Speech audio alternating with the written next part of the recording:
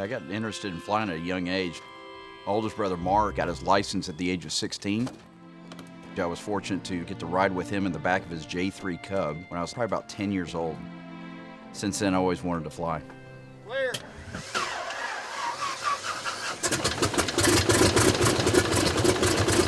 The Stearman was the first airplane that over 93% of the World War II pilots learned how to fly in. It's really not an easy airplane to fly. The U.S. Army Air Corps felt if you could fly the Stearman, you could fly anything else.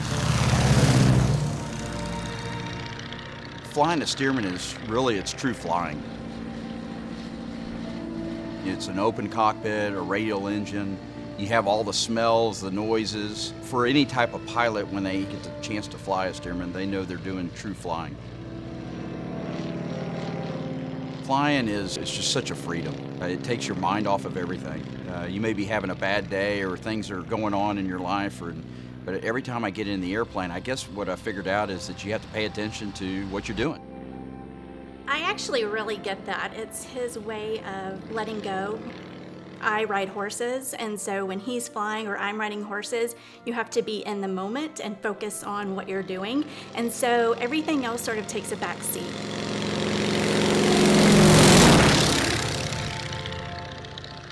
In 2011, I was a county commissioner here in Caldwell County, and that's when the Bastrop Fire complex fire started up.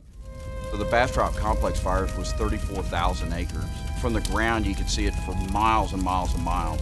We also had 6,000 acres burning here in Caldwell County at that same time.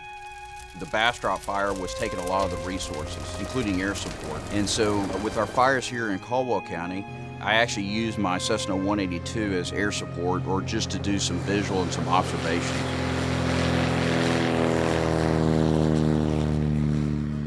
When I was up in the air is when you really got a perspective of how devastating and how large that fire was. I was able to observe where the fire line was at and give those observation reports. And then in 2015, we had the Hidden Pines fires, almost in the exact same location as the Bastrop complex fire. After 2-3 devastating fires in this same area, the citizens got together and decided, what could we do? What else could we do to be better prepared? There was a citizen group that actually put together a report. One of the things that came out of it was having a tanker base. Normally they're not stationed in Texas, they're flown in out of state. The crews in those tanker planes, they have maximum amount of hours that they're allowed to fly. Literally by the time we had gotten the planes here, those tanker planes had to sit on the tarmac before they could refly again to meet those requirements. So as a state representative, and since I was so involved with the 2015 fires and working with the citizens on putting that report together, I worked with Texas A&M Forestry Service and got the logistics down. I worked directly with the city of Austin and Austin Bergstrom Airport, and we put that together to allow us to have that tanker base there. So right now we have our own tanker base at Bergstrom Airport. The fire retardant's there on site, which allows us to take these airplanes in, refuel, put in the fire retardant, and then also to allow the crews rest there on the field. At times, we can now station those planes and be on call. There has already been twice now that those planes have been on call right here in our backyard, ready to protect us in the case that we do have another fire.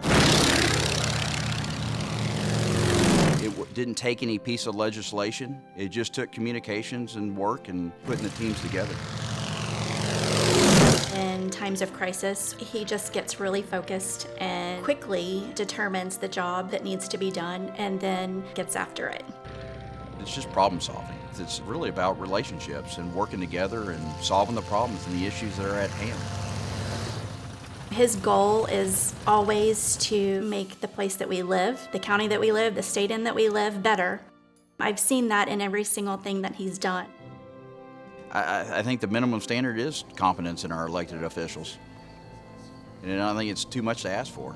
In today's world where people are divisive and trying to look at the things that are negative, I think that it's very important that we are focused on the future and focused on the positive things we can get done together.